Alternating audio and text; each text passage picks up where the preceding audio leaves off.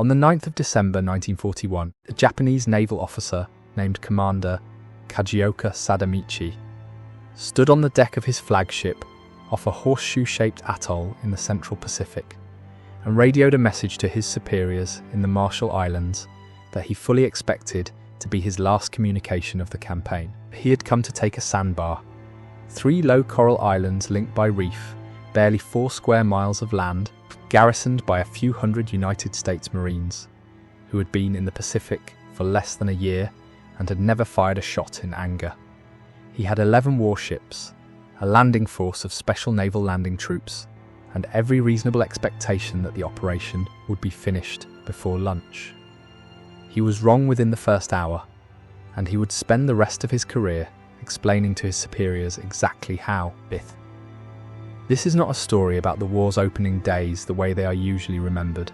as a chain of catastrophes, Pearl Harbor still burning, the Philippines collapsing, Hong Kong falling, Singapore about to fall. This is the story of the one place in that first terrible week where the war did not go according to the plan written in Tokyo, and where the men who wrote that plan were forced,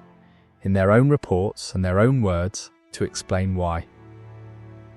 Wake Atoll had been garrisoned in the summer of 1941 almost as an afterthought, a refueling stop for Pan American clippers turned hastily into a Marine Defense Battalion with incomplete fortifications, a handful of anti-aircraft guns, and 12 Wildcat fighters belonging to Marine Fighting Squadron 2111, which had only just arrived when the Japanese bombers came on the morning of December 8th, hours after Pearl Harbor, and destroyed 8 of those 12 aircraft on the ground before the garrison had fully understood the war had begun. Major James Devereux commanded the ground defences. Commander Winfield Cunningham held overall command of the atoll. Between them they had roughly 450 Marines, a scattering of Navy personnel, and over 1,000 civilian construction workers, caught on the island when the bombing started. Men who had come to build runways and now found themselves digging positions, and, in more than a few documented cases, picking up rifles.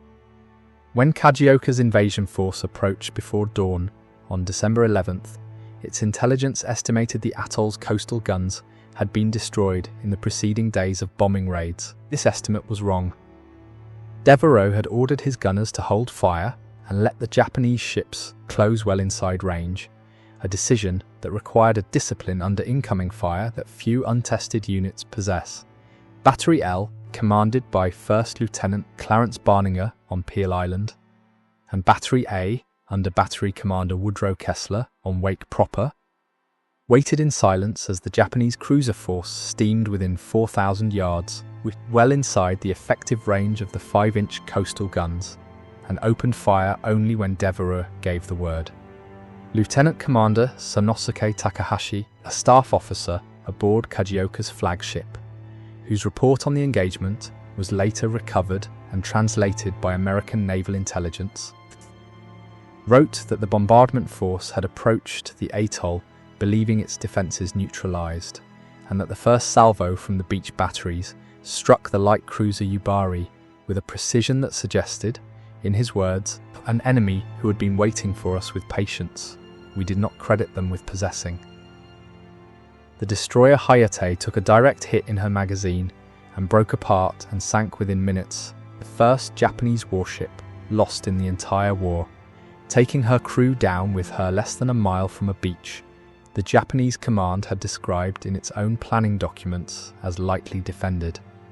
A second destroyer, the Oite, was damaged and withdrew under fire. Kajioka's flagship itself was struck and forced to turn away.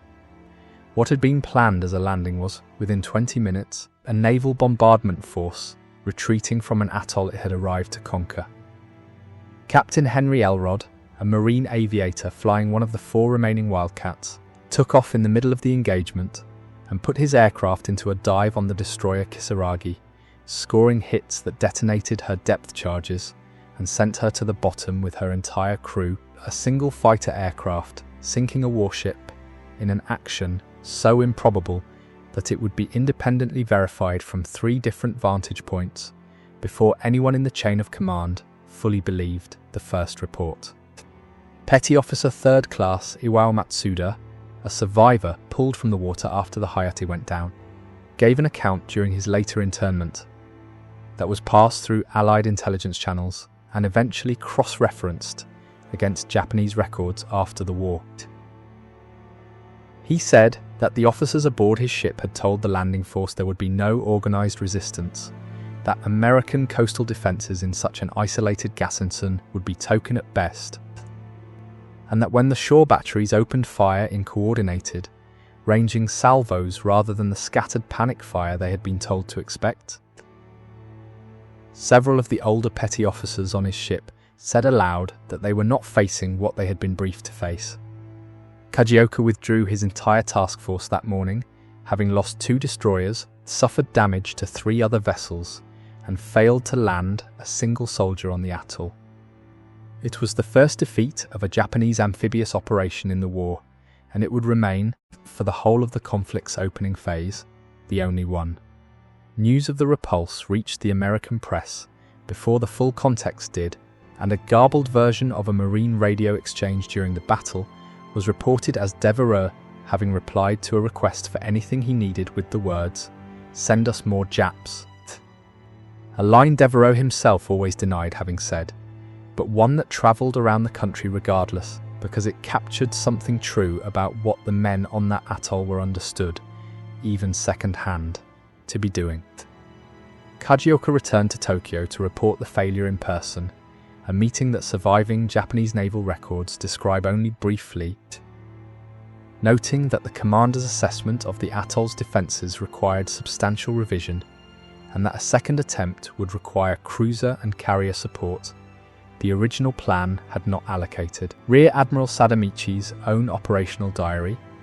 portions of which survived the war and were later translated for the United States Naval Institute, contains an entry from the days following the repulse that reads less like a tactical review and more like an officer working through a professional shock. He wrote that the garrison's resistance had been organised with a discipline that exceeded what Japanese planning had assumed possible from an isolated American outpost of this size, Poi, and that the loss of 2 destroyers to a target intelligence had described as effectively undefended represented a failure not of courage among his own men, but of an entire framework for predicting how small, cut-off American units would behave under attack. The second invasion attempt came on December 23rd, this time with carrier air support from the Soryu and Hiryu, fresh from Pearl Harbor, and a landing force nearly 6 times the size of the first. The atoll's remaining defenders, exhausted after 12 days without relief, without reinforcement, and by this point down to a handful of working aircraft and rapidly diminishing ammunition, fought through the night in actions that Marine survivors described afterward in fragments. Machine gun position on Wilkes Island, held by Platoon Sergeant Henry Bedell until it was overrun. Civilian construction workers under contractor Dan Teeters manning positions alongside uniformed Marines with weapons they had never trained on. A final defence of Wake proper that continued for hours after the beaches had already been penetrated. Devereux surrendered the garrison on the morning of December 23rd, unable to raise Pearl Harbor for the reinforcement that had in fact been dispatched, and then recalled at the last possible moment, a decision that would be argued over by naval historians for the rest of the century. The atoll fell. Kajioka got his sandbar in the end, 16 days after he had expected to take it in an afternoon, at a cost his own command had not planned to pay and never fully explained in its official histories. Colonel Isao Kobayashi, who took part in planning the second assault after Kajioka's initial failure, wrote in an assessment, later recovered by American forces, that the resistance encountered at Wake had forced a reconsideration of the assumption, widely held in the Imperial Navy at the time, that isolated American garrisons, cut off from support and facing overwhelming force, would surrender rather than fight to destruction. He wrote that the atoll's defenders had done neither what the garrison manuals of either side predicted. They had not surrendered when surrender would have been the rational choice. and they had not been quickly destroyed despite every material disadvantage working against them, and that this combination,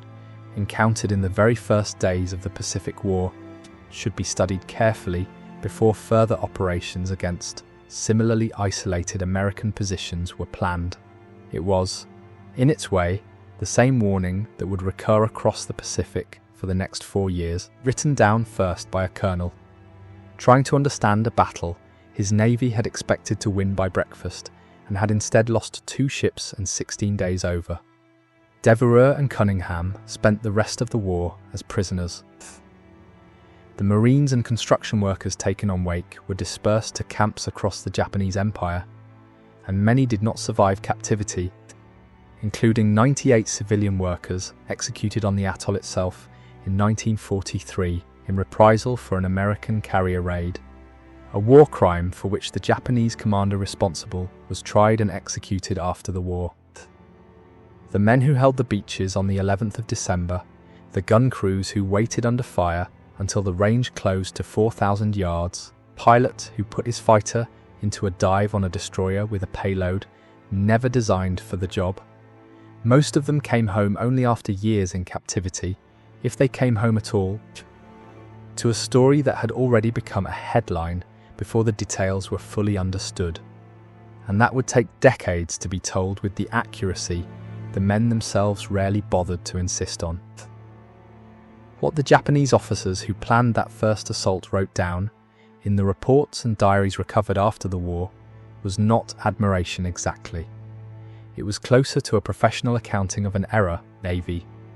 trying to understand why an operation built on a correct count of guns and men had failed to account for what those guns and men were prepared to do with what little they had. Kajioka never commanded another major operation of the war after Wake. Whether that was punishment, coincidence, or simply the ordinary churn of wartime reassignment, the record does not say. What the record does say, in his own hand, translated and filed away in an archive most people never think to open, is that he had sailed to the atoll expecting an afternoon, and had instead spent 16 days learning what 450 men and 1,000 construction workers on a sandbar in the middle of the Pacific were willing to do before they ran out of ways to keep doing it.